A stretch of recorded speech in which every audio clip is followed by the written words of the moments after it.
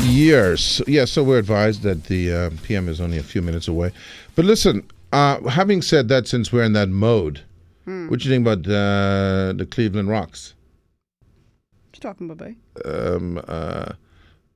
ROC. What do you mean? RNC?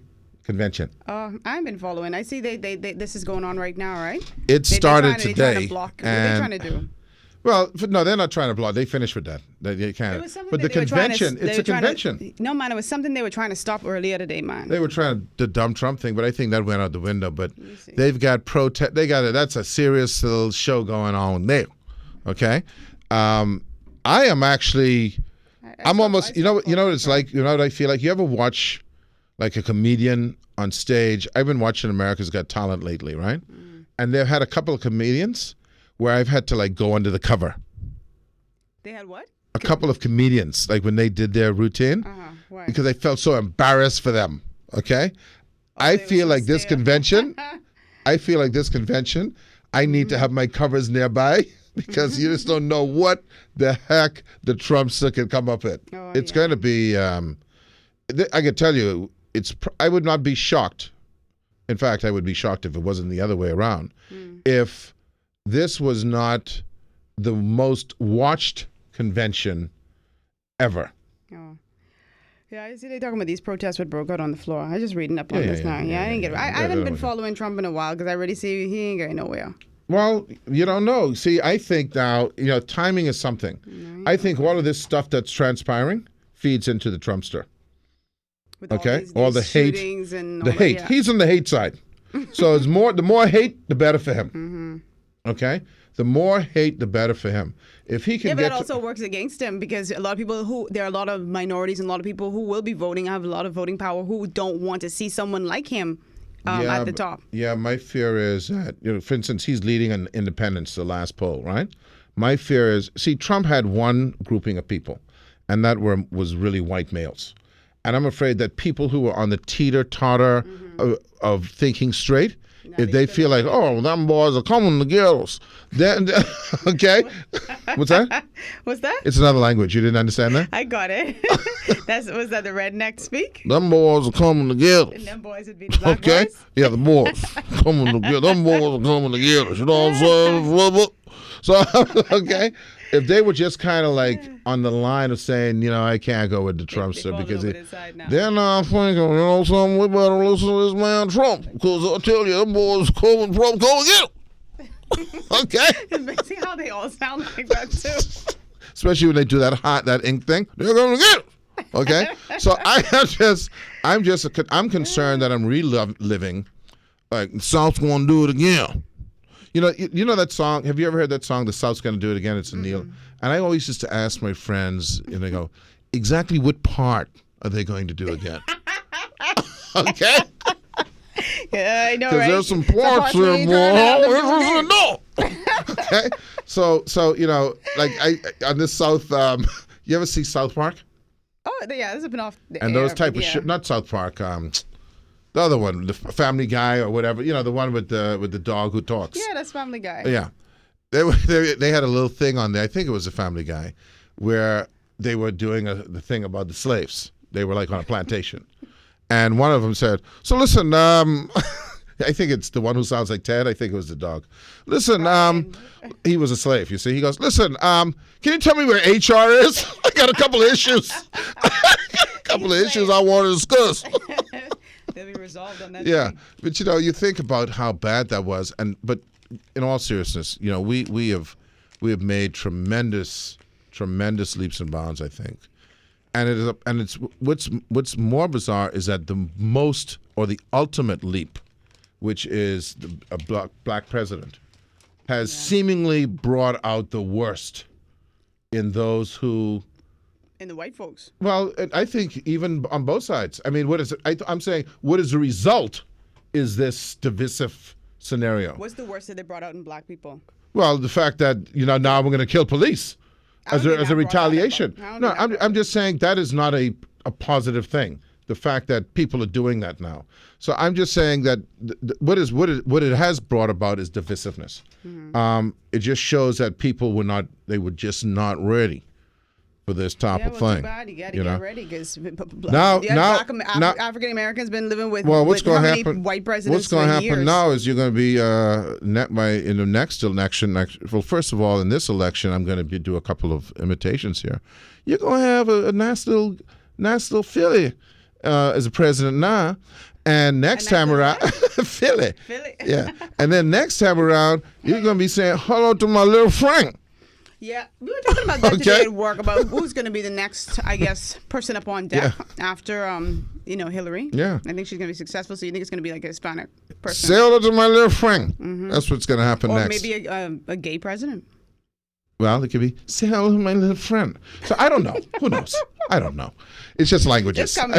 Okay, but it's a very worrisome thing that we could see all of these. I don't know who this is, so I'm going to tell them to hold on. That you can see all of these changes and yet seemingly seeing regressiveness at the same time. So Yeah. so it's worrisome. Let me see who this is. I know you ain't taking this phone call on. Good evening, ladies and gentlemen. Ed Fields here along with Rogan Smith and Kendrick Williams. Is this? Hold on, I got this on a sound thing. Anyway, how are you? Oh, that's right. You're not well. Are you gonna die? If I do, you can speak at the funeral. It won't Certainly, be a funeral. if that's what you I wish. have a little memorial. You can say some words. Certainly, if that's what you What you require. can say.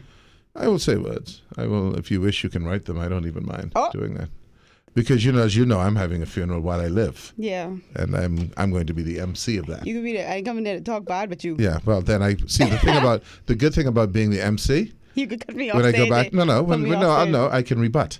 I can do a rebuttal, so that's no problem. No, hopefully I'll make it through the show. Okay. Couple of things I want to talk about. We're having our guest this afternoon is the Right Honorable Prime Minister Perry Christie, so that's going to happen. And I want to, I've been very lucky. I've had the privilege, I suppose you could do it, of having interviewed all three prime ministers. It's kind of weird. We've only had three. Then the U.S. on to the 43rd or whatever. But I find it always interesting. But I don't lose touch on this. Is that there are people out there they have this view of how you should conduct this thing. That you should go into the Grand Inquisition thing. So that's not my It comes down thing. to personal style. Yeah, that's not my who thing. wants to listen to you interview the same way that Wendell Jones interviews versus how Carlton interviews? It's different people, different style. I'm not interested in that type of gotcha scenario. interview. Yeah, because you don't have anyone. There's no, you just ask the question. And I remember, for instance, asking Sir Lyndon Pinling a question once, and it was about. I asked him this question. I said, "How do you feel being here?" So he said, "What do you mean?" I said, "How do you feel being on the first private radio station?" And he said to me, he says, "Well, I've always wanted private radio." And I said, "Oh, yeah, really?" He said, "Yeah." He says, the other fellas, I couldn't get them to agree on it. I said, "So what you're saying is that you, Sir Lyndon Pinling, you wanted radio a long time, but the other fellas couldn't do it, right?" He said, yeah. I said, okay. Okay. But see, so you let there's no, what do you call it, antagonism going on. You've answered the question, you've asked the question, then people can decide if that's something that they think is valid or not. Well, I agree and I disagree, because sometimes if somebody is saying something that you find difficult to believe, you might raggy them a little bit, or at least hold them. Don't say raggy, but you'll hold them accountable and say, really? Well, that's what I asked. I did say really. I said, so let me get this straight.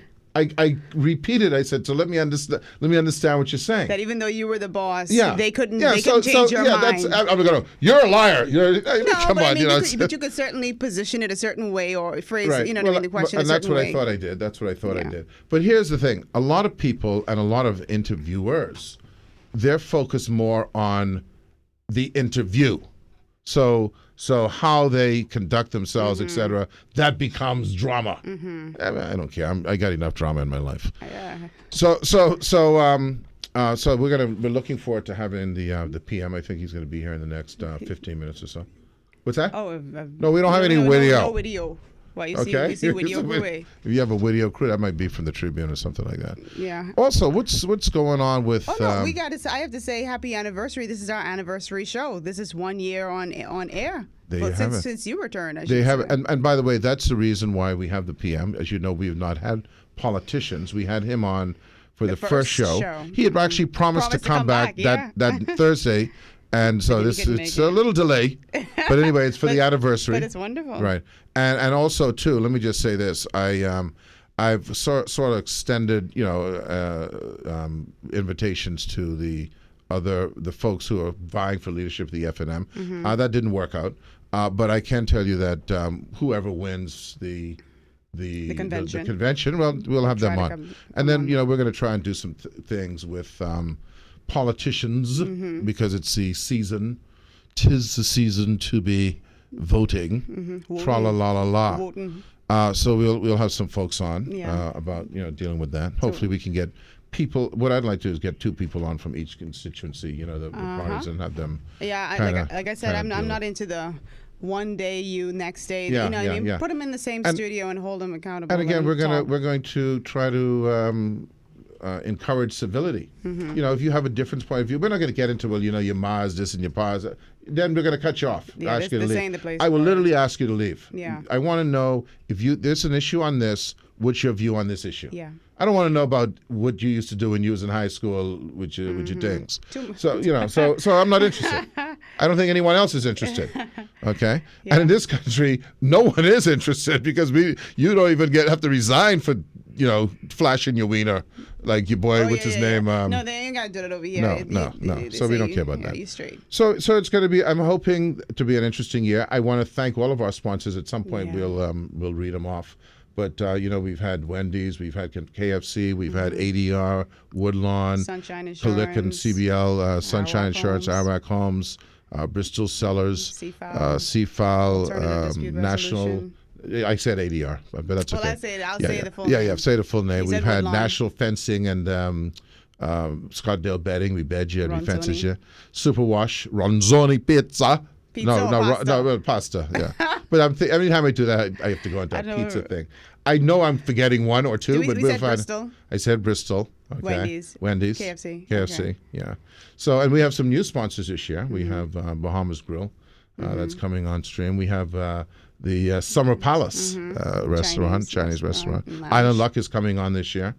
So we got some new folks and our old folks. So we're good to go. We can pay the bills for another year or so. Thank you very much. Insurance management is coming on as well. Oh, that's your old people. Yeah, that's my old people. That's my peeps. That's your people. That's my peeps. So we got some. It's going to be good fun. And what they allow us to do is they sign on for a year, so we don't have to worry about finding sponsors from week to week, which is a big deal in this business. No headache with that. Yeah. So we're happy to go. And but I wanted to talk to you about the issue of what's going on in the States with the police shootings, with the killings, man. Boy, I don't think anybody wants this to happen. Obviously there's a lot of frustration on both sides, but I don't think at the end of the day anybody wants to see innocent police officers gunned down, doing their jobs. At the end of the day, like I always say, I can't call the criminal to protect me.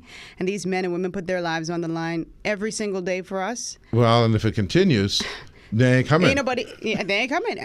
It makes you very, now I feel like they're in a very precarious situation because it's like, you're already under the gun, sorry to say it like that, under the gun about, how you approach certain minorities, when you're going about your duties and whatnot. And then now it's like you have to watch your back literally because you don't know if somebody's going to try and off you. I always say, you've heard me say this before, that we are all victims, right? And when I say that, I mean, you take a child, 2 children who are born today. They're not born with any prejudices. They have no clue. It's a taught behavior. It's a taught behavior. And the sad thing is that goes back so far. You just wonder if it's ever reversible. Yeah. It goes back generation after generation after generation, right?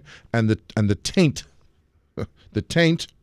and the scars and the hatred and all of this stuff is so kind of almost a part of our DNA that, you just, let's, all of us, I'm going to put my hand, all of us have said in private derogatory terms about the other races or ethnic groups. We've all done it.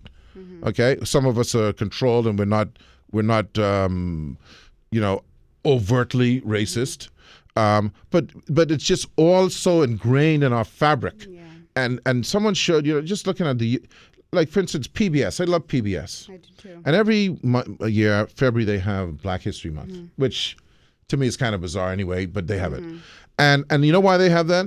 Because they have it and they focus on things like civil rights and all this type of thing. They don't focus on the fact that such and such invented the heart stunt or whatever, a stint. If we would not need these things like Black History Month, etc., if all of the history, and that's locally as well as internationally, were just entwined into one. Yeah. This is the history of the vacuum cleaner. This is the history of this. This is the history of peanut butter. And it's all entwined in one because instead what we're made to believe is that only one group of people invented things. Yeah. You see? Absolutely. So I don't know. I suppose the only thing to do, Rogan, is that we have to force ourselves to talk about it. Because we haven't done a good job of talking about it or resolving it. With this situation that's going on in Baton Rouge, because I was Baton Rouge. Baton Rouge. No, Baton. Okay, well, you do the Creole accent. I'm You French? Yeah. You French Creole? Well, I have many languages, as you know. Okay. Yeah, so I was interested in knowing, there's obviously a great deal of frustration amongst the residents there, between them and police officers. And so I was just doing some digging, and I saw this report. They were talking about the Baton Rouge Police Department internally investigating 35 use of force complaints in recent years, and then not one of them led to charges against police officers. And so it speaks a little bit to the volume of discontent that people feel. They feel as if, and I'm not saying in this instance with this cop killer, but a lot of people feel as if they're being abused by police officers, or they're not getting a fair shake, and then they resort to taking matters into their own hands because they say nothing ever comes of it. Well, I think again you have to be very cautious here, because I think that while, let's put it this way, there is always tension, there is injustice. That injustice, by acting in the way that those two gentlemen acted over the last couple of weeks, which is direct response to that, does not breed any further justice. What it does is it goes to the lower part and the basest part of human nature, and that is to counter-retaliate. Okay? So it's just... And this is not me saying... I'm not saying that this is helpful. I'm not saying it's right. I'm saying it goes to show why people feel a certain way towards police officers. Yeah. That's what I'm trying to show. You're going to have... There's always lunatics. There's always lunatics who will act in an extreme way on both sides of the fence.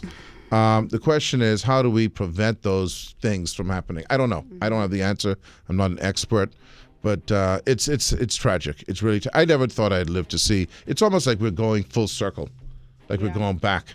So but anyway. I remember you said how things happen in trends, right? So they have this anti-terror operation in Kazakhstan happening right now, and I think a few police officers were killed as well during this. It's just like different country, different scenario, but same thing in a way. Yeah, and then of course the people. They lash out, but it isn't even the people who are doing the crimes. Who are doing the crimes, exactly. Yeah, so. That's the sad part about it. We'll be back.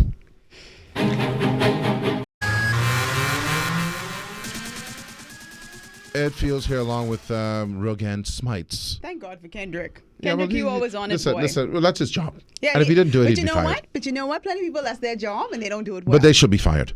Yeah, and they ain't being fired. Yeah, well then, Thank you, the people who are not firing them, they should be Because fired. your brethren won't answer. If you don't fire the people who should be fired, then you should be fired. So you were telling us about some issues. Looking at this PMH patient's blood test results found at landfill. I mean, I don't know if landfill. At the landfill, that worries me. I'll tell you two things that worries me. That worries me. First, I want to meet the chap who found them. What you say? What? I want to meet the chap. Why? Who found them. I want to know what he into. Man, they have I don't know. Was if it just like they have scavengers and stuff down there What, did too. he come and say, I found these?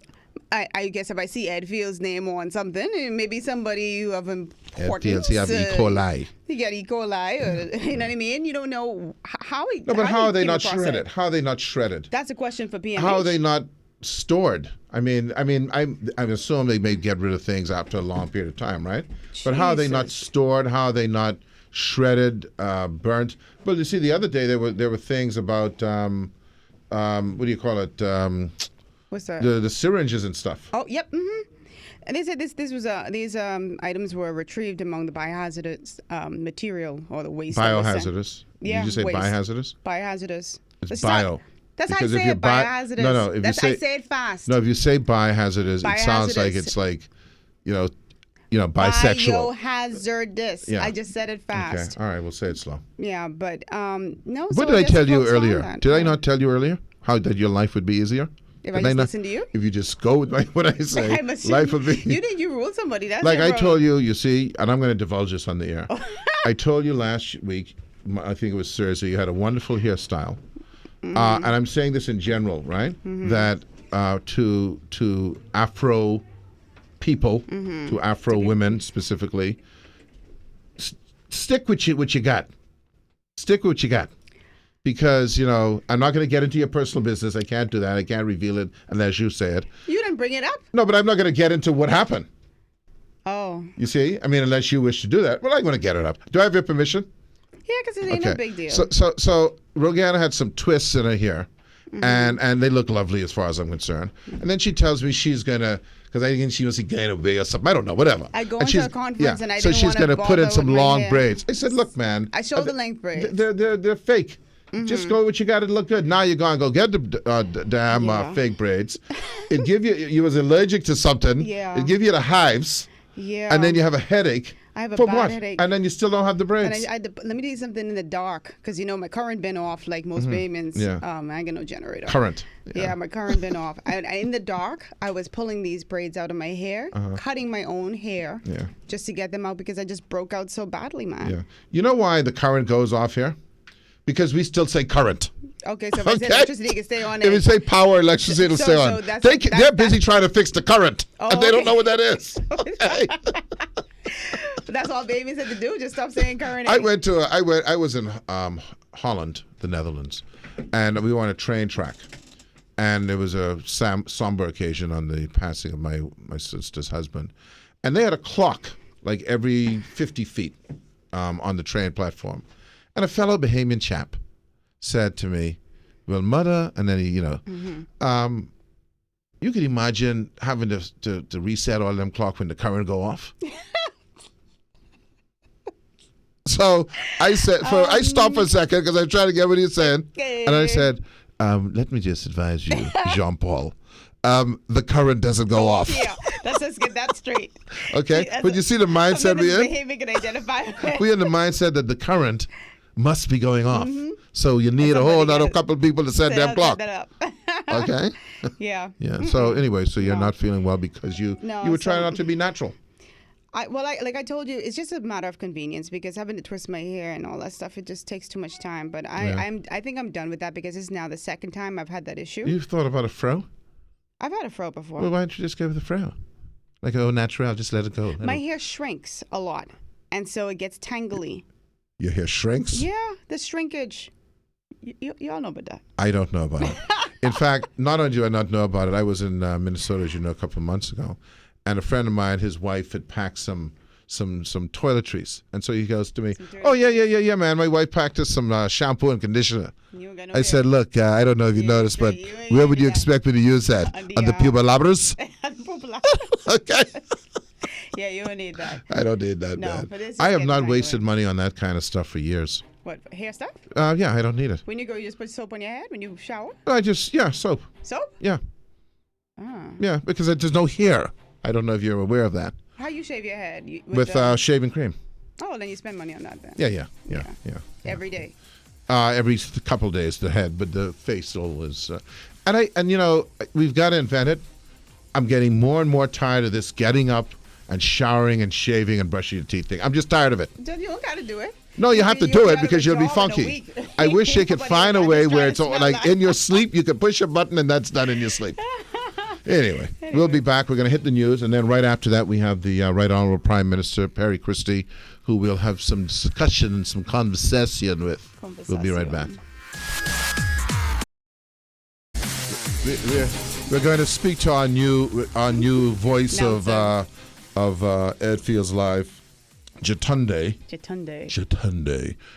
because it's CFAL, but it's it makes sense, CFAL, But anyway, so we are very honored to have with us this afternoon the Right Honorable Perry Christie, Prime Minister of the Commonwealth of the Bahamas, and so without any further ado, I say welcome. You're late, by the way, and I don't mean about today. I'm late at what?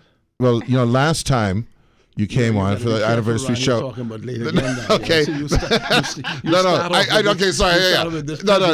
See, I got political.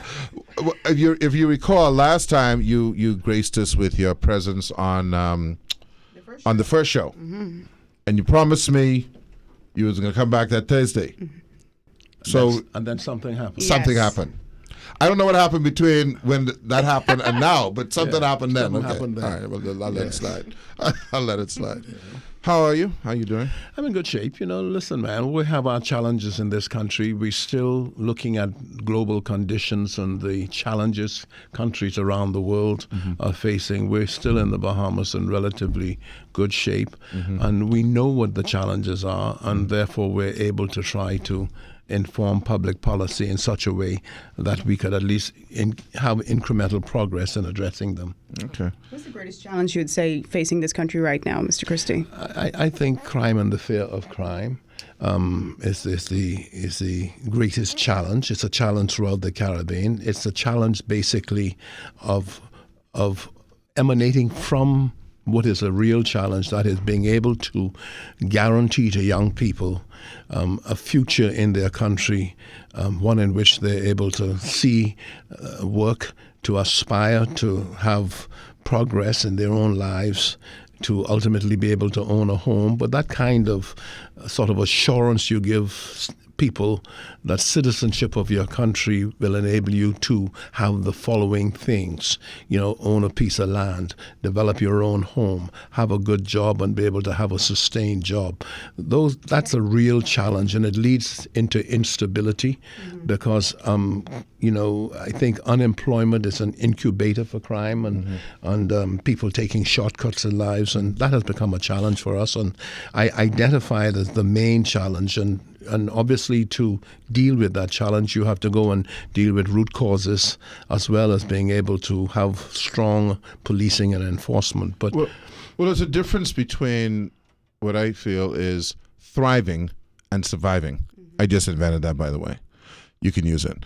It's and I'm being very serious because you want people to thrive. You want people to feel as if they're not struggling to make ends meet, right? Not to be, everyone has to be wealthy, right, but to be able to pay your bills on time, to be able to pay your school fees on time, to be able to go to the food store and get your groceries, as opposed to every day is a matter of survival. Because when people are in a survival mode, PM, all of these things that we talk about, like looking out the long term in terms of how we conduct ourselves and comport ourselves, those things are out the window.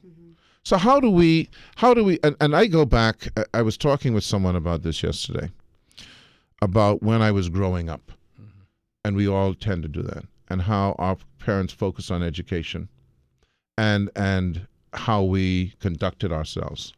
And that allowed us to set ourselves up for thriving. How do we go back to where that base education and those base values become the kind of substitute for some of the behaviors we see now?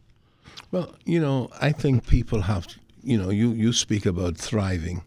People have to have a good feeling about their country. People have to have a good feeling about the future.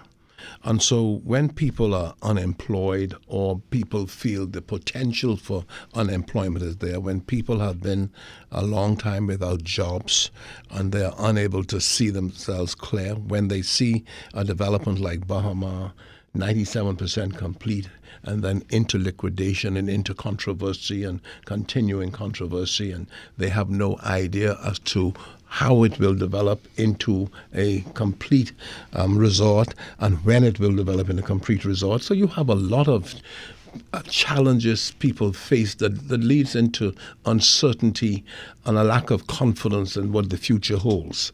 And so therefore it's difficult for them to buy into the notion that better days are on the way. And so when one makes a speech and speaks about the other parts of the Bahamas that they're unable to see and touch, about the development in Bimini, and you say there's over full employment in Bimini, and you show 1,000, at least 800 jobs created in Bimini. You go to Abaco and you show progress. You go to San Salvador, you show progress. They can't feel that in New Providence. They can't feel it in the urban centers. And so there's this uncertainty that we have to deal with. Now, how do we deal with it? People have to be convinced that better days are coming. There's no formula that you can do that by other than by showing that progress is on the way. So they have to hear from the government and feel that it is true that Bahama will be solved in a reasonable time. Do we have a buyer yet for the property, Mr. Christie? Where are we today with Bahamar? Where we are today? Yes. I think we are closer to a resolution of the problem than we've ever been before. Events are taking place rapidly. I think the next few weeks in the scheme of things in our country will be important weeks when it comes to the final decision making with respect to Bahama. And I think the bank is ready to present, that is the China Export-Import Bank, is ready to present a possible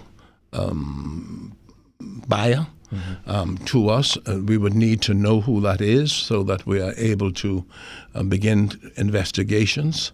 The bank would only have chosen someone with an incredible capacity to finance a $2.5 billion deal and finish it. And so these things, I think, are in progress. I think we are closer than we've ever been before. Is the government involved in that process to the extent that it needs to be?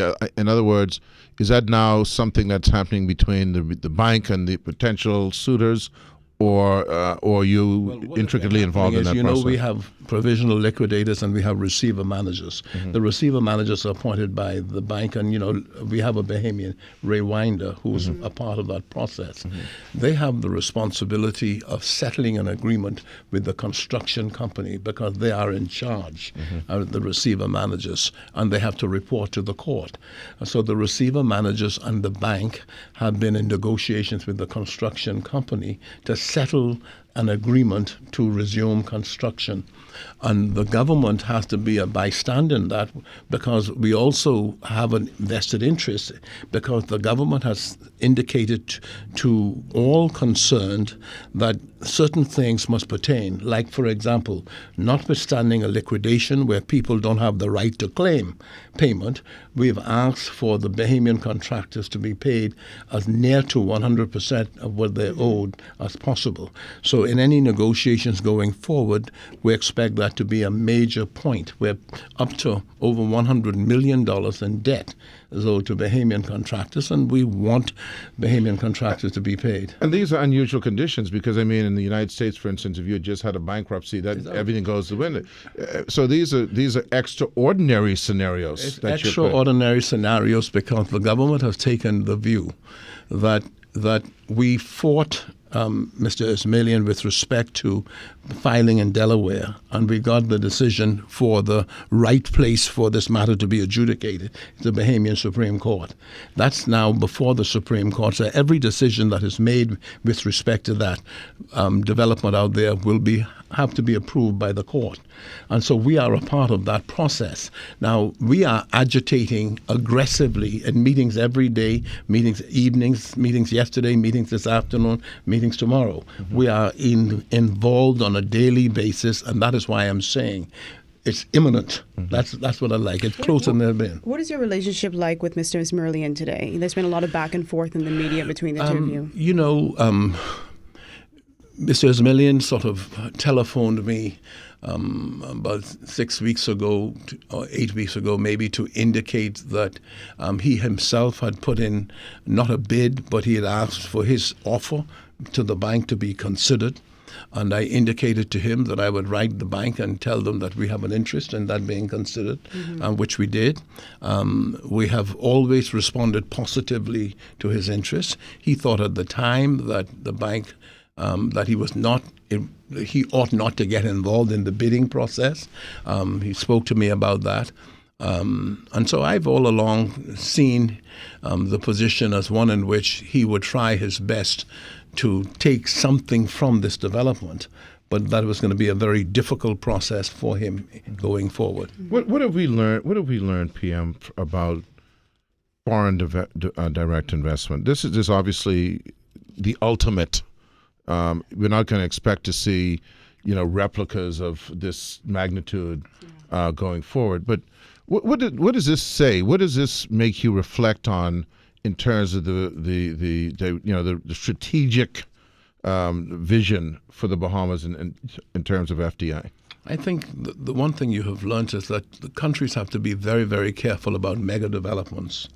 And a mega development is Bahama, where in one swoop you're putting $2.5 billion into a resort. And the question is, can you really see how you can make money out of spending $2.5 billion to develop a resort? The jury is out on that right from the word go, because of the large amount of money and large amount of dollars dedicated to that, it was going to not be easy to make money out of it. When you look at Atlantis, for example, that was developed Resorts International over a period of time and in phases. And so they actually built in accordance with demands from the market. Here you have a vision where you had to go one time and build 2,500 rooms. Build it, they will come. And the day will come. And so the airport, again, so we had to then anticipate that this was going to be built, and we spent borrowed $400 million to effect improvements to the airport. The challenge for the airport is the throughput that people are paying rent on, the number of people going through that we anticipated has not materialized because Bahama was not finished. And even though we have fantastic sort of development in Albany and even improvements at Lyford Key, still we have with the Hotel South Ocean not being brought in, with the hotel that was Wyndham now out of commission, the rooms out of commission, a challenge came about. And so truly the reason why Standard & Poor's decided to downgrade the Bahamas to just above the investment grade, or the bottom rung of the investment grade, was because they did not see Bahama being finished in any reasonable period of time. And the viability of the return. We just had Moody's here. Yeah, but where are we on that? We had a good set of meetings with Moody's, because we think Moody's were able to see things here that they did not know, was not aware of. We were able to have detailed presentations to them that would have caused them to, I think, reflect on some positions they had adopted about possible downgrade to junk status. And I think they left here feeling much better than they were when they arrived. And that's the best we could do. And what I feel good about is that the private sector was able to significantly contribute to that good feeling. They were very positive in terms of the meetings with the private sector, and it dovetailed into what the positions the government took. And so overall, we think we did as best we could in the circumstances, and we are going to look forward. We also indicated to Moody's that you downgraded us because of you took a wait-and-see attitude on Bahama, and we think you're going to be justified in taking that wait-and-see attitude. I want to talk about the overall business environment, okay? Obviously, the impact of Bahama has had a dramatic effect, but you talked, I think it was, if I can quote you, well, paraphrase anyway, in the House of Assembly about how people view us in terms of doing business. The ease of doing business, administrative ease, the red tape, et cetera, et cetera. There are a whole number of factors, including our energy situation, which we'll talk briefly about, hopefully, in the next few minutes. tell us about when you spoke about this environment, because you were here. I don't know if you recall this, but one of the things that I pulled out in my first show, because I was all researched and ready, was this list of where we were ranked in ease of doing business. We were 96, and I think today we're like at 107. Right. And Gowan Bo put it very interestingly. He said, "We're not slipping behind; other people are passing us. That's right. They're making moves that pass us." How do we, for someone like me, and I think we've had exchange, it's frustrating to know that we cannot keep up, that we cannot move forward, that red tape actually affects moving forward. What I found about this, I went to Jamaica to speak to the Jamaican Stock Exchange, and on the platform in Jamaica, and particularly when I was answering questions after my speech, I had to concede that Jamaica had made a big jump forward. And what Jamaica had done was they had borrowed from the Inter-American Development Bank to engage in recommendations arising out of a study on how to be more competitive, the reforms they had to make. Well, that's the problem with us, you see, and we the one excellent development that has happened is that we've committed ourselves to the development of a national plan. And that national plan is causing us to look at statistics, all of the statistics that show how far we're slipping behind, the areas in which we're slipping behind, and it allows us then to target reforms. For example, there's an international firm called McKinsey. We use McKinsey to help us with analyzing how we should approach reforms in Grand Bahama with the Port Authority. We're using McKinsey to help us with the Bank of the Bahamas and the reforms we have to do in the Bank of the Bahamas. McKinsey has just finished an initial examination of how we make ourselves more competitive, how we move up the rank, and how we can target growing 20 points in that scale in the next few months. And so we've done that now. No, that's interesting. I'd like you saying it's not some 2-year study that ends up in another study. No. So what we're doing is, it's all to do with automation. It's like, for example, when you look at what, these manual things all through government. It's about automation. It's about corporate in the company's registry, and the registry is land registration that holds us back. Road traffic, we're doing automation now. So we are committed to bringing in the use of the electronic accounting throughout government, and that in itself will advance the decision making very, very quickly and make us even more accountable in the process. We have used this group of consultants to look at it, to advise us as we continue along the path, and we feel very confident that when we set the targets in the next few weeks, people will be able to see how we are managing with the targets. Let's talk about BPL. That's another. That's the other. I don't know what you call it. Gorilla on the back. But we're going to take a break because Mr. Kendrick Williams here is playing some music in my ears, which means we have to take a break, and then we'll be right back with the Prime Minister. We'll talk about BPL next.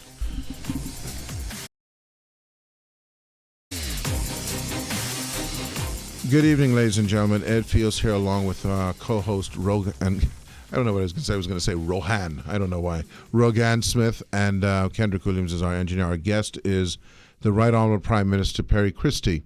Right before we left, we talked about the overall business environment, and one of the factors in the business environment, probably equal to none, is the cost of energy, and of course that also has the impact on the average man in the street. It's horrendous. I think that's the word we can use. I think we have the double whammy of having the worst summer in the history of Bahama kind. And it's a new phrase, Rogan. Don't worry about it. And Bahama kind, and obviously increased demand due to it, with BPL having only certain capacity.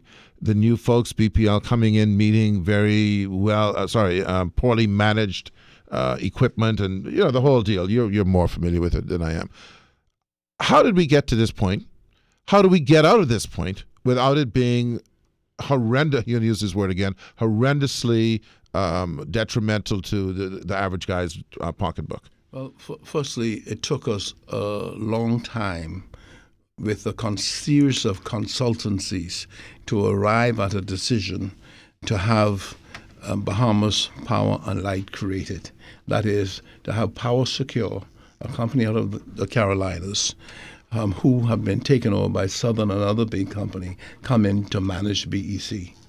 We made that decision because we believed it was the one way of dramatically impacting and positively impacting the cost of electricity, which, when we came to power in 2012, was the most intimidating, I think, obstacle in the way of development. That the cost to the commercial sector, the cost to hotels, were really challenging to people in doing business, not just here, but also in Grand Bahama, where we had a private company, Emera. And so we commissioned studies, and we ended up making this decision. The difficulty for me is that I thought we had anticipated, that is, the management of BEC and the management going forward, that we were going to have a bad summer. And I knew that we had to have at least 40 megawatts in addition to what we have now. They were ordered late. And so the fact is that they are anticipating relief by a certain date that they can give. And that the relief would be where you add to the capacity as it exists now, right? The 40 megawatts that they say should be able to balance out the challenges we have. So let's clear something on the table. Does the government take responsibility for that late ordering, or what circumstances led to that? The point is, it's all well and good to say you're going to fix the machines you have and the machines would work efficiently and so forth and so on. But it's another expense in the transition from Power Secure to BPL, to new management, to recruiting new management, all of that in transition, this thing took place. It's me saying now that, and I might be taking advantage of hindsight here, that looking at what has happened, we could have ordered and should have ordered these things a few months before it actually did. And so we would have been able to do it. It doesn't help. The fact of the matter is they weren't ordered. They are now in progress, and they're trying to get the extra power here How's it being funded? soon as possible. It's being funded by Bahamas Power and Light, but again, backed up by the Ministry of Finance. I mean, we've always indicated that we're prepared to assist in the transition going forward. And so there's no question about that. Now, obviously, we've had significant reductions in the cost of electricity because of the price of oil had gone down. Both the commercial and domestic sectors would have experienced that. All right. Now, on the way forward, we thought this company was really strong also on alternative energy methodologies, Power Secure, that we would be able to take advantage of their expertise in that regard. And so both here and in the islands, we expected a tremendous movement forward once everybody was settled and in place and we had power going on, to be able to introduce new methods like solar and other sort of methodologies into this, whether that's wind-generated electricity or deep water-generated electricity, air conditioning. All of these matters have come forward. We also have where we're giving very serious consideration to proposals from a public-private sector point of view, to produce LNG, to actually build a plant. We have proposals where they would build a plant, finance the building themselves, and sell 11, 12 cents per kilowatt hour electricity to BEC. Companies they've just done one in Jamaica, companies who are proposing to do it here. And so we are looking at that. We've also had from the Albany people a proposal about financing equipment. So in addition to all that we're doing now towards resolving the issue of stoppages in electricity, load shedding and we think in a reasonable period from today that will be solved. But going forward, the reforms will have to continue because we had a crippling, handicapping rate reduction issue that we had to deal with. We passed a law to deal with it, and that is to be able to reduce this extra $400+ million that BEC owed, and to have that amortized across a period So, of time. so you can say to the Bahamian people that there is a end in sight to the capacity issue that is delayed because of bad decision with regard to ordering the machinery, and that in the medium term, and I guess that's what 12 to 24 months, that we're going to see a whole different protocol with regard to how power is supplied in this Without country. doubt, we have to. And I can tell you, without talking about bad decisions, when we came to power, we knew in opposition, for example, that Harbour Island was continuing to experience outages. Other islands were continuing to experience outages, right? And we knew we were going to have challenges. And the challenges just didn't exist with New Providence. They existed where people were living down there. People had water, the production of water tied to electricity. And you just suddenly have these incredible challenges to do with outmoded equipment and being able to, the need to replace. The Bahamas is faced with a situation where when we look at infrastructure, the cost is a very, very, very intimidating factor. The need to duplicate infrastructure island by island and how you deal with it. And when you get through energy, you're talking about airport remediation, security with respect to airports, the provision of roads. I mean, in Andros alone, for example, we're talking about $40-50 million worth of road works. In Acklands, $25 million worth of road work. Is it? I'm going to veer off a little bit, but is it viable? I mean, is it viable? And I know the people of Acklands who are listening, and Acklanites, however they refer to themselves, is it viable where there's an island of 200 people or 300 people to spend that kind of money? I mean, I don't know the answer, but I'm putting it out there. Or something on those Well, islands. it's always what we do. It's always a question of whether it's viable. In everything you do, you're driven by the realities of life, and life means politics, and politics means government, and government means making commitments and having to live up to those commitments. And so it's obviously easier to say we're going to develop 4 islands and the Bahamas and focus on those 4 islands. But the reality is that you'll have 5 years and you'll go. You may go anyhow. Yeah. But I'll tell you this, Ed, about Acklands. The road builder called me up to tell me he was 4 miles from the coast from Salina Point to the coast was 4 miles, and this he said, Prime Minister, there are yachts out there, the cruise ships pass by out there, and I remember 30 years ago Loftus Roker saying the future of Acklands will depend on being able to build a road to the coast and to be able to have cruise ship visitors come in there and create a new city around that.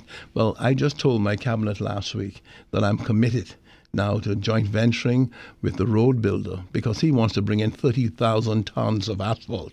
He can't bring it into the existing port in Spring Point. So he has to create a new facility out there, spend $1.5 million to do so, to bring this asphalt in. In doing that, the government now will find a way to bring, I think, new life to that part of Acklands. And so it has its bounties. And I make one other point. The hurricane demonstrated that we cannot continue to have a place where when you're trying to rescue people by helicopters, the helicopter can only spend a limited time in Acklands before it flies back for refueling in Exuma. So I'm committed to creating refueling capacity down there, meaning defense force down there, meaning institutionalizing money presence down there. And this is going to help that part of the Bahamas significantly, as it has done in Nagua and as it will do in Ragged Island with the Defense Force bases. Mr. Christie, sorry, just really quickly, just as it relates to our energy concerns, because I've heard this question a lot. Have you given any consideration to having some sort of solar panel subsidies from the government so folks can just use solar panels and generate their own electricity rather than going through this process? Because Bahamians are very frustrated after so many years of power outages, particularly in the summer months when it's so hot. But, have you given any consideration to that? Well, we have that in place now. I mean, you're able to get your solar panels, and we provided for people doing that, and in fact, some of us have done that. People have used solar panels to assist in electricity, and so they can do that now. But the Power Secure are now BPL. They are going to be, I think, addressing that aggressively, where both from a private sector point of view and from the public sector point of view, there will be efforts to incentivize people using solar and taking advantage of solar, because that is one way to deal with it. We also feel that the natural gas could result in cheaper than fossil fuels and electricity, and so we're looking at that. But you should expect from BPL an announcement as to the future and the way they're going. Because they have a little, I'm rationally thinking this through, but they need, the PR issue needs to be addressed, because it's not information. There's no information. So I think so, but I see that the new CEO is sort of making an effort to do that. And I'll ask you one other question on that, and I guess this is a yes or no, but politicians don't do that. How much interference does government? No, I'm not phrasing it in a way. Is there interference? Cynical, man. Yeah, I'm a bigger cynic on the planet. Yeah, you're a big cynic. Is there interference in that management process? Is BPL allowed to manage as they best see fit, to the extent that they can? Well, one of the reasons why having a management company come in, similar to what Vantage at the airport, was that you minimize the extent to which you can interfere in these matters, because these people are governed by an agreement signed between the government and themselves, and that agreement stipulates limited interference. In other words, the government has certain rights, certain privileges to speak to matters, but by and large, you are ceding the management of the company effectively to the company coming in, and they put their reputation on being able to have non-interference from the government. So I don't think that is a challenge for us. We are clear. We had to make that decision. We did it with the airport, and we're doing it there. We manage Bahamas Air, and there's little interference even there, because Bahamas Air is now moving from, we had to subsidize it $30 million. I'm told now it's probably down to $11 million that we have to put in. So cynically, I'll take that as a yes. So the answer is no. We don't interfere. All right.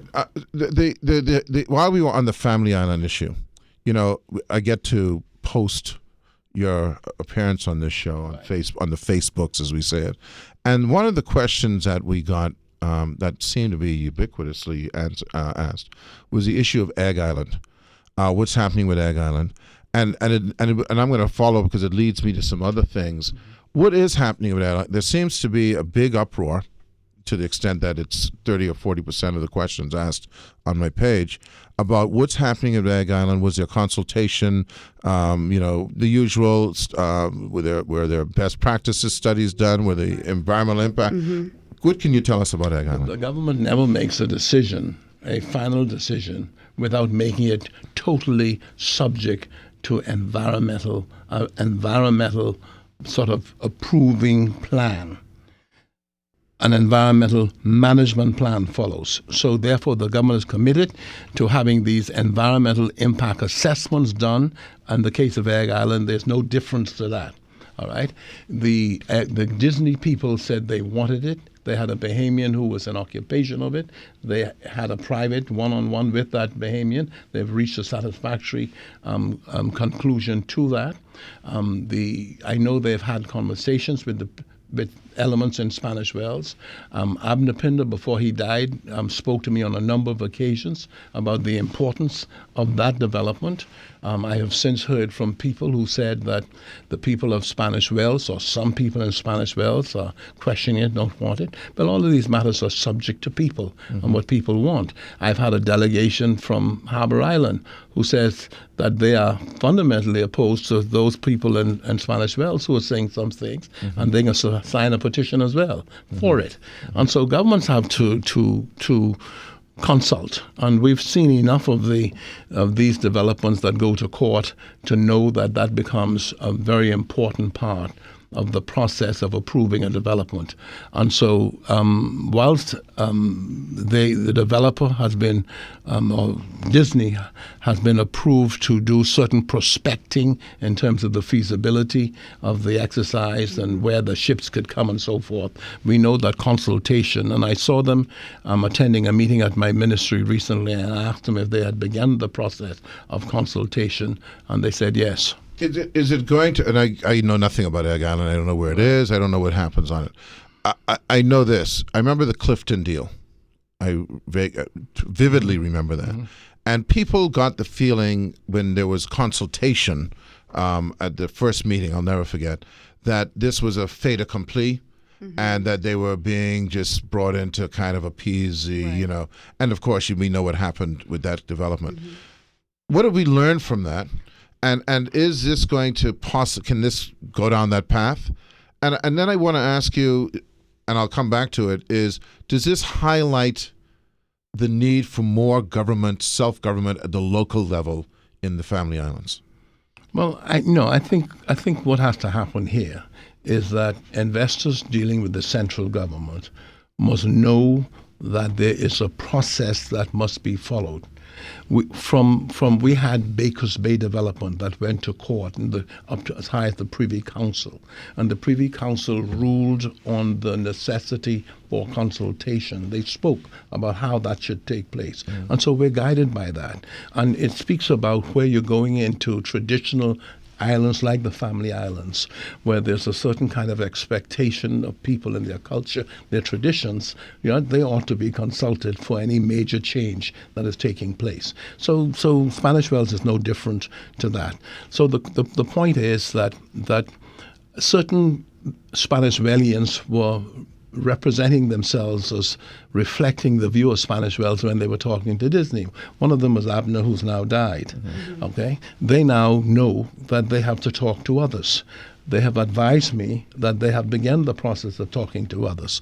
The government has to see to it that that process takes place, and the government will not allow a development to take place in the face of serious opposition by people who are resident in the area. Well, and I don't want to interrupt you.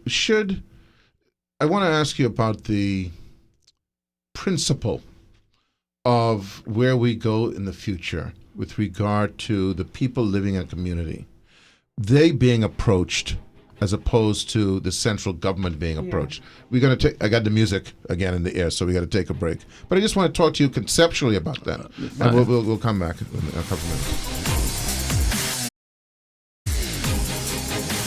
Good evening, ladies and gentlemen. Ed Fields here again with Rogan Smith and Kendrick Williams, our very, very special guest. And we forget to say it, on our first anniversary show is the Right Honorable Prime Minister Perry G. Christie.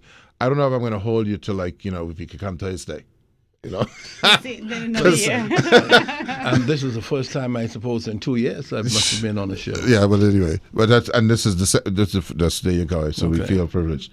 We were talking about Egg Island, and obviously they're going to be. I can envision there's going to be a lot of press about that, because it's like any typical scenario where you have a major developer, you have a small community, and there are people who are very concerned about how that changes their traditional lifestyle. The fact that they've been able to go there and fish and boat. The fact that I've heard people, and crab, I've heard people talking about, Luther has no national marine parks like in other places.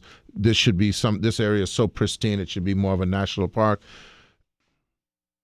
We are let me just say this so that you know, in case no one's told you. Over and over on this show, I have said that we do not have a democracy in the Bahamas. We have a monarchy. And that the office of the Prime Minister is really the king. Okay, I see a little smile, but that's okay. But the reason I say this isn't pointed at any particular individual, it's the way we're set up. And the reality is we do not have layers of government.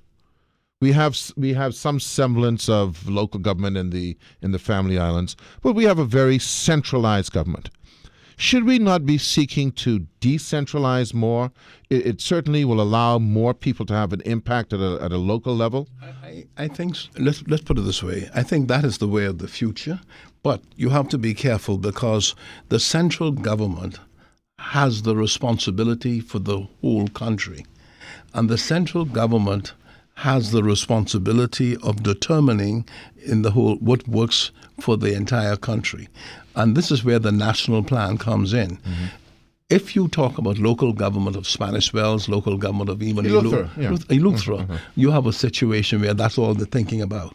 Right. All right? And whereas we have to be able to put in perspective all of the development plans for the country. And so there is a role for local government, but I'm saying that the central government cannot surrender its role with respect to the power of the office of Prime Minister. I mean, that we have so many layers, my friend, in government. Just today, the Prime Minister had to involve himself in a meeting with the DOCS committee, who has to decide on certain developments. They have the power to make decisions, and these committees have the power to make decisions, to take time. They hold up developments, the environmental impact assessment. But should you be involved with the DOCS committee? Well, no. The Prime Minister only gets involved when developers start to say, on the point we started to talk about, it's taking too long for decisions to be made. Right. And the ultimate appeal is to the office of the Prime Minister for him to sit there for a few minutes to hear what the challenges are and to be able to call everyone around the table and to be able to say,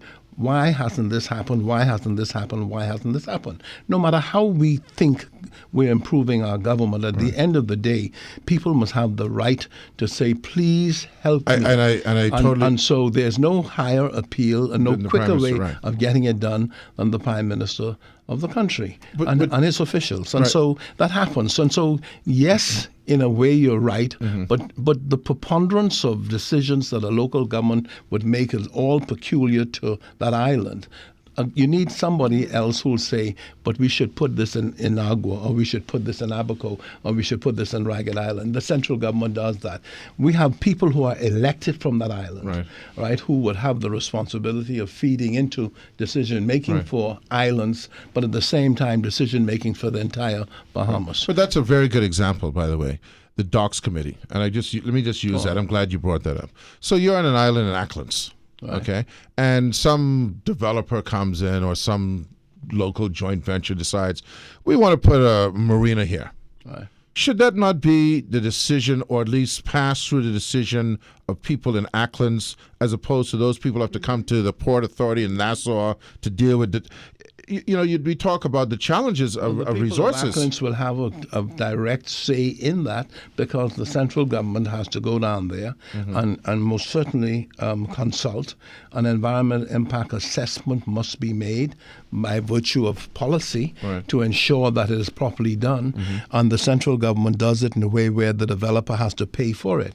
And so, again, it elevates decision-making above that for these matters of such consequence, above the local, where you can locally influence people to agree or disagree, as the case might be. It elevates it to a point where national considerations are made. I think we're going to have a much bigger discussion on this, but I think if someone wants to put a little jetty out, the fact that he has to come to the Nassau to determine about a jetty, I don't know if you need to come to Nassau for a little jetty. Just throw it up. But I mean, the principle of the point you're making is that, again, one of the great challenges of our country today is that it is developed on an unplanned basis.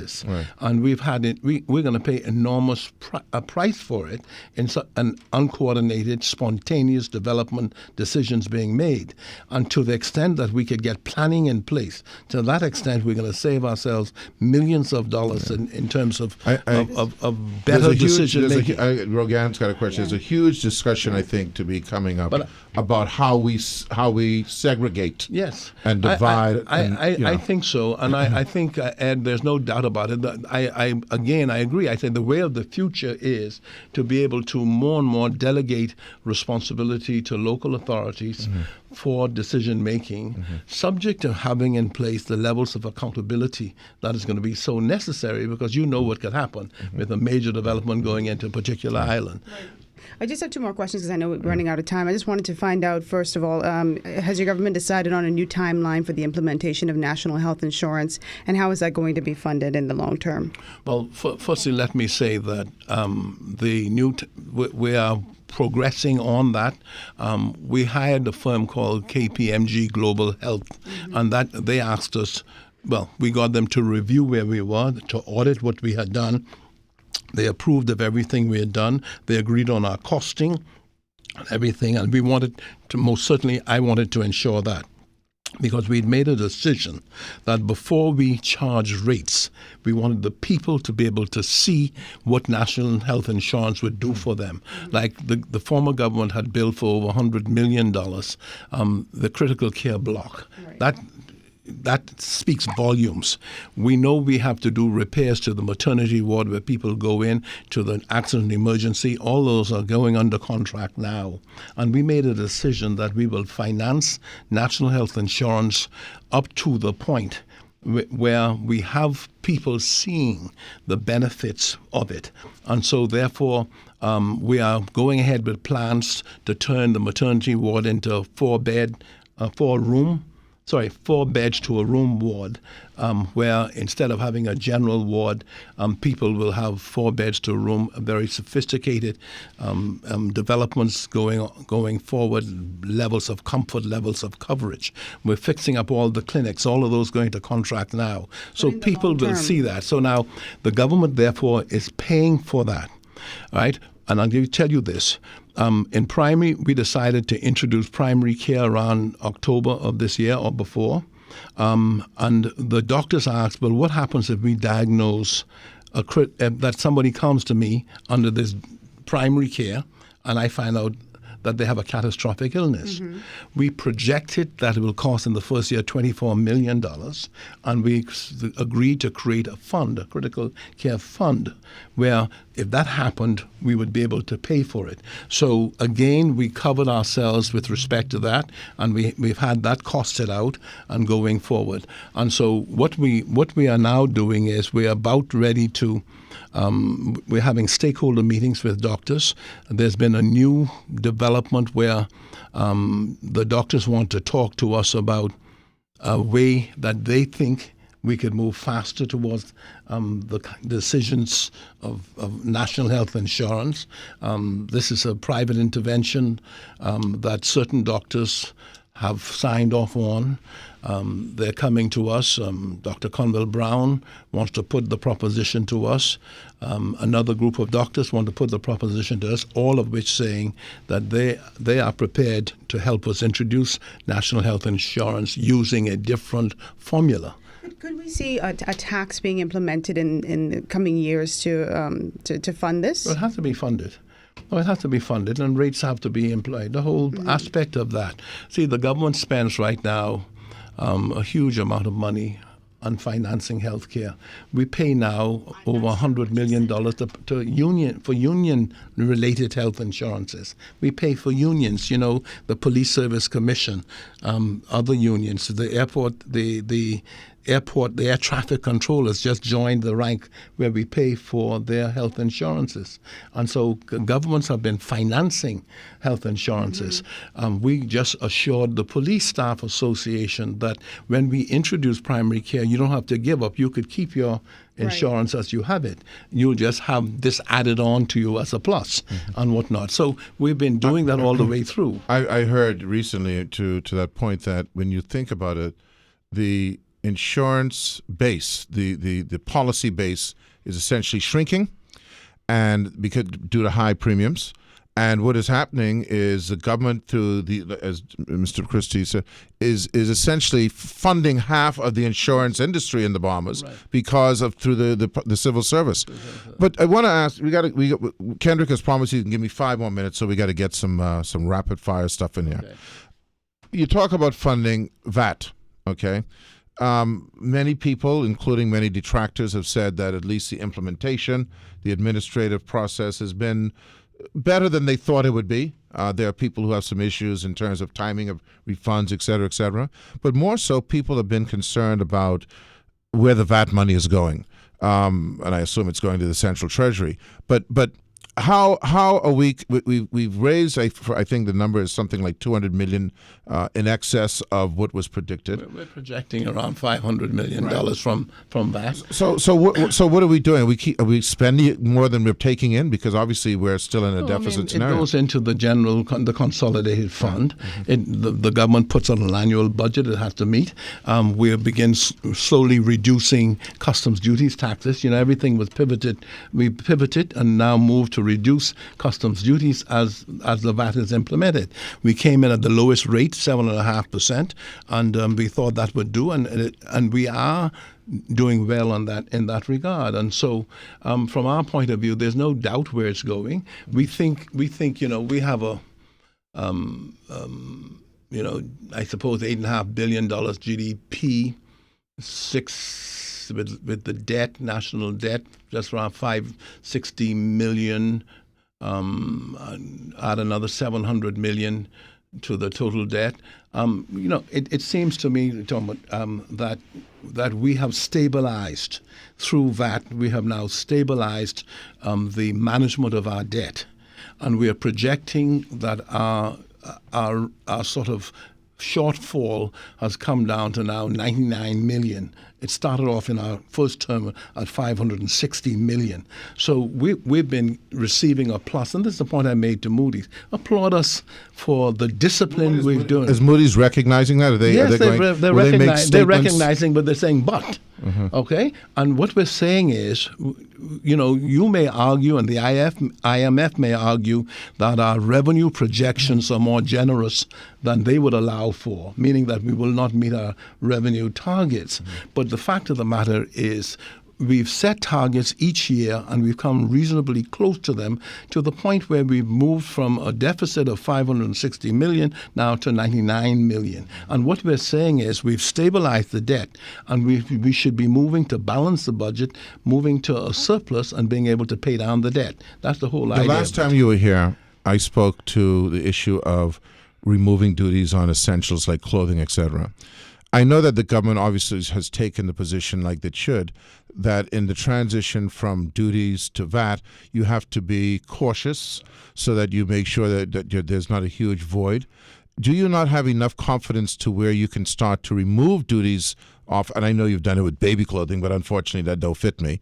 Where you can remove duties off of clothing and essentials, where you can expand the economy. One of the elements about taxes, if you reduce taxes and you allow for more for the sector, for instance, I can tell you in retail, the retail sector in clothing is horrendous because they've got marketing fees and this fees, and when you have to add duty onto that, are we giving serious consideration to those type of changes? I think we are, but you're talking about a real conversation now with people who have stores that sell clothes, people who've gone into this way of life to make a living from it, and the question is, to what extent do you make it easier for the people of the country by eliminating customs duties and giving them a price that they would pay, so to speak, with Miami, for them, compete, so they could compete. And it's been a challenge. We've decided that we're going that way. We're doing it slowly.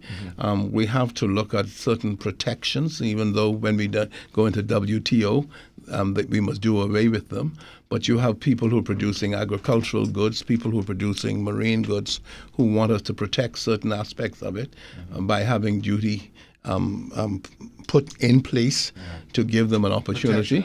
Yeah. Campaign finance reform, Mr. Christie, where are you with that? I remember in 2012 you spoke out against some obviously you called it criminal at that time, what the amount of vote buying that was going on in 2012. You said was at a repugnant level, but your your government hasn't brought that to the fore. We are just, regrettably, the agenda of the government was as such where our legislative agenda just made that second place. That is an important part of the process, electoral reform. We're going to see how we could get around to it. We have to go to Parliament with national health insurance legislation that we've just finished, we think. Hopefully I could see that tomorrow in Cabinet. We have a new bill on Grand Bahama to cover the major negotiations we took place in Grand Bahama.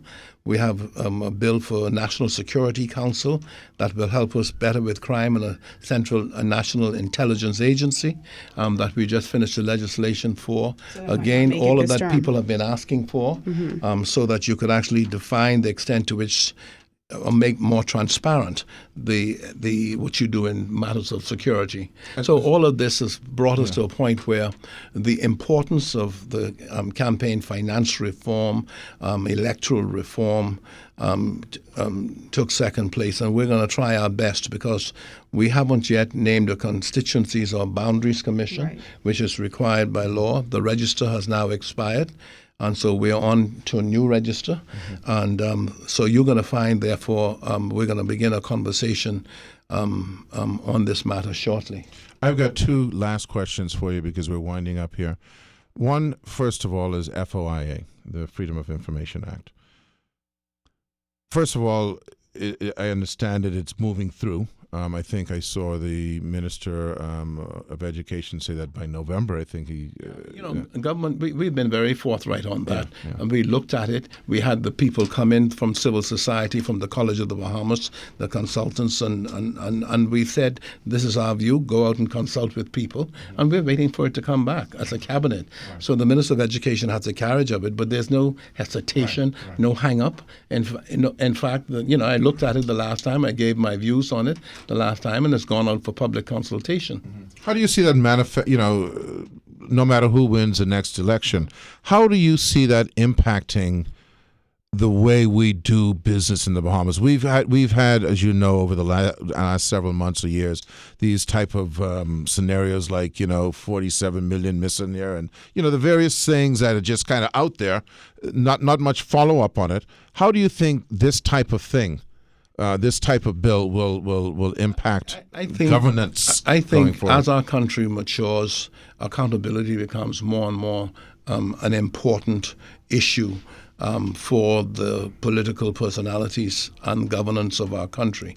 And just as I see the University of the Bahamas, I was a major proponent of the University of the Bahamas to make that happen, because I saw the University of the Bahamas as introducing new levels of accountability, new challenges to informing public policy, and challenging anachronistic or old, ancient, outmoded ways of doing things. I saw university professors being on the ball and getting the students to be more involved in the governance. Same as the Freedom of Information Act.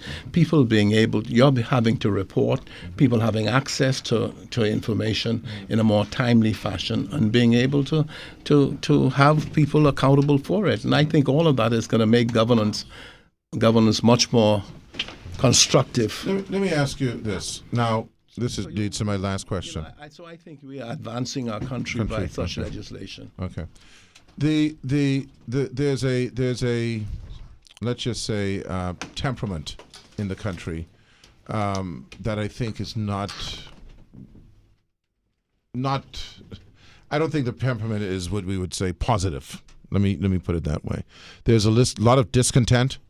There's anger toward the political classes. People are in despair. I think this is the feeling. This is the sentiment. You hear it on Facebook. You see the social media response.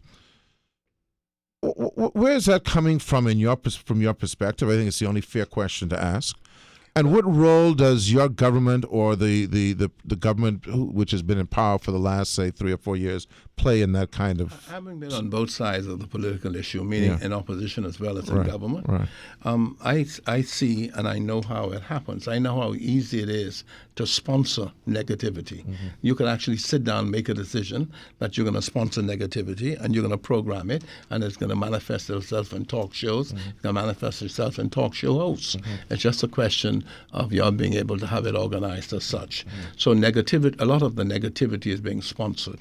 But there are people in our country, and there may be significant numbers of people in our country who, as we began our program, who are disappointed, whose expectation and anticipation was that progress would happen more quickly and more meaningfully for them. There are people who are frightened and uncertain about the future, who are watching their children come home from university. Or not. Or not come, well, no, not come home. But on that question of not coming home, the American government, and through its vice president, told all of us as Caribbean leaders, twice he told us, do not expect the United States to feel any sympathy for us, because their country was built on taking the best and the brightest from around the world, and they will continue to. But I meant not coming because they feel the opportunity may not be here. No, they're not coming because they have better opportunities over there. Well, there you go. They don't. It's one of those steps about moving forward versus standing still, right? If they're not sharp and bright over there, they'll not stay over there. Yeah. Right? But there's some of them who have extraordinary opportunities over there, and they do it. 70% of the region, 70% of the graduates in the region make their way to the United States of America or Canada. That's one of the challenges we have. And so really, in effect for us, we recognize the mood, the temperament that you're speaking about. There has to be a good feeling factor in the country. Too many people were unemployed. Ed, we started last week by getting the first 250 people in New Providence, 200 we started today, 200 in Grand Bahama, and incrementally we are getting involved in this. We have commitments from cruise ships. We're saying that any amount of Bahamians who want to work on cruise ships, they are going to create a facility in a few weeks from now to be able to offer them jobs. We're feeling good about it. Once we pass the legislation that is now going to go to Parliament, hopefully when the F&M convention is completed, and we go back to Parliament and we move legislation on Grand Bahama, we feel phase 5 and possibly phase 6 of the container port, hundreds of jobs will take place there. New developments will take place there. We're about finished with the new port for East Grand Bahama in Grand Bahama. So we expect to have meaningful development there. We have extraordinary development set for Exuma. These are things that will happen in the next 6 months so people can see it and feel it. And so I suspect for me that the good feeling factor that some people will need will happen for them, and they will begin to smile again. That has to be my expectation, that people will have their children working more so. And if Bahama comes into being, then we're talking about Bahama laid off 2,000 people. We're talking about thousands of jobs at Bahama. Kendrick putting the music in my ear, but I got to ask you one last question. Perry Christie. So now it is the seventh year of the fourth year of your administration. Why are you doing this? What are you going to do? Do you wish to carry on? You know, this.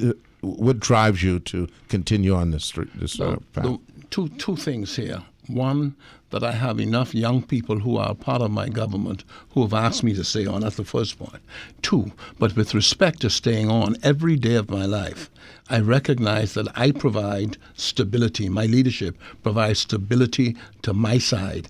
You see what instability means when you look at the opposition. And I dare say that this could happen when I demit office as well. And so the country has moved from Pindling to Ingram, division in the F&M. From Christie, he's holding right now, no division in the PLP.